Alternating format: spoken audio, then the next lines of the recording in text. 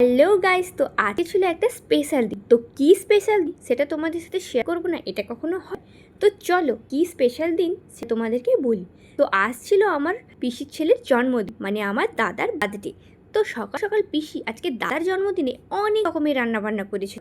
আর পিসি এতটাই ভালো যে এত ব্যস্ততার মধ্যেও সকাল সকাল আমার জন্য সেই সব স্পেশাল রান্না নিজের হাতে দিতে চলে এসেছে।